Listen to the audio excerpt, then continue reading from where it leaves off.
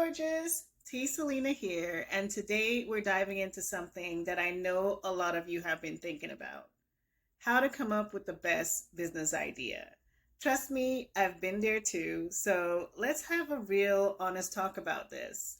Grab your cup of coffee or tea and let's chat. Here's the thing: you probably have tons of ideas bouncing around in your head, or maybe you're just in a state where you have no idea where to start. First of all, breathe, because starting a business is supposed to be fun. This is not like reinventing the wheel. The only thing you need to do is find something that you love to do and pairing that with something that people will actually pay for. So let's break this down. Start with something you're passionate about, because if you're not excited about what you're doing, it's going to be really hard to stick with it when things get tough. Maybe it's something you do for fun already. Like, I have a friend who is obsessed with skincare and loves making her oils and scrubs and bath bombs and whatever else she knows how to make. And no, I'm not talking about myself. Well, maybe just a little bit. But one day it just literally hit her: maybe I should turn this into a business. So it doesn't necessarily have to be the big tech thing or the best or new invention. You know what I mean? It's just you bring in your own taste or your own qualities to the market, and while you're doing that, you do need to do your research, with whatever niche that you pick. Make sure that you're doing your research and, finding out how you can do or what you can do to make it better. You know what I mean? Because it is a competitive state. When in business, any business niche can be a little bit competitive. Okay, not to be nosy, but check on your competitors, learn and see what they're charging, what they're doing, and see how you can make it better, quote unquote. You literally have to set yourself apart. Why would someone go to your shop versus your competitor's store? Think about it this way: you're learning to make a new recipe. So you're not going to attempt to make this recipe without knowing the ingredients. It's the same principle when it comes to business. Personally, I believe that there's two main things. And the first one is to make sure that you know your legal obligations. You don't want to spend all this money, only to be cited because you failed to file some paperwork or failed to register with the state, right? And the next thing is to simply know who your customers are, know what the problems are and figure out through your business how you can solve those problems. That's literally the most fundamental thing in business, is solving problems.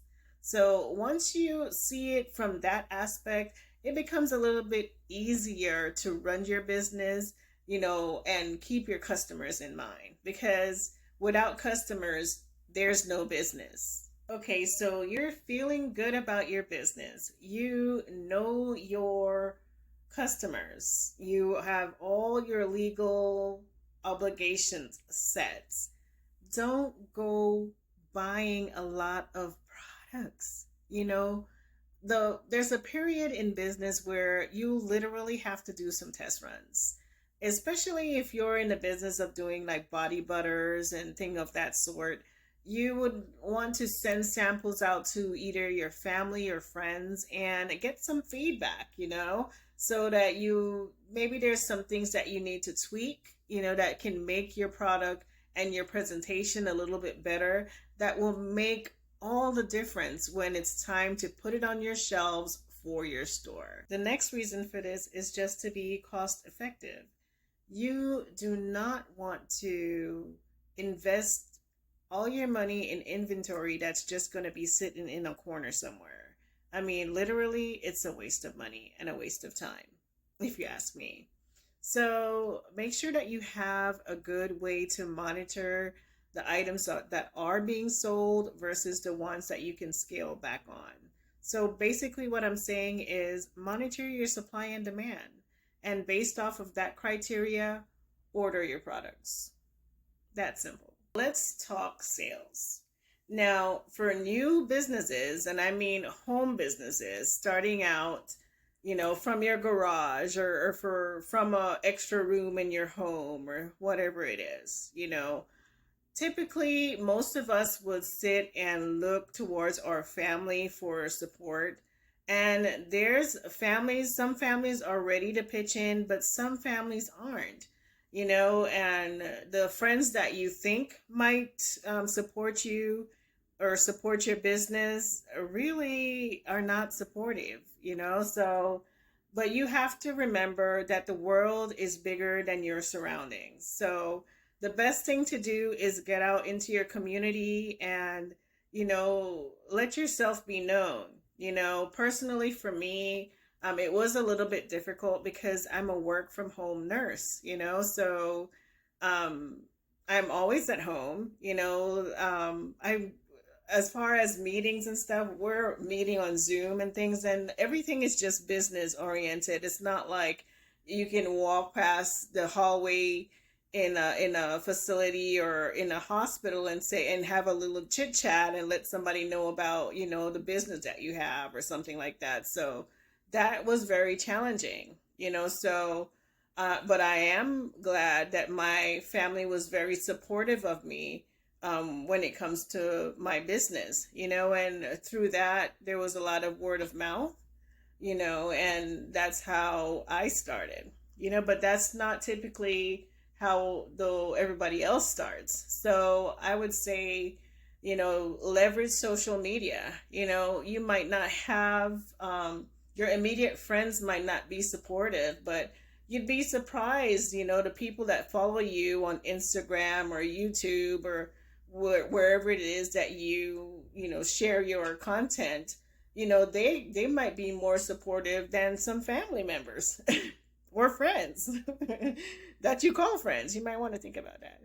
But yeah, leverage social media, create excitement around your products, especially if you're planning a launch or do a pre-launch, letting them see behind the scenes of how you're making certain things. And, people like to be a part of things, they want to see what's going on behind the scenes, and they get excited when they're a part of that and they are able to support you.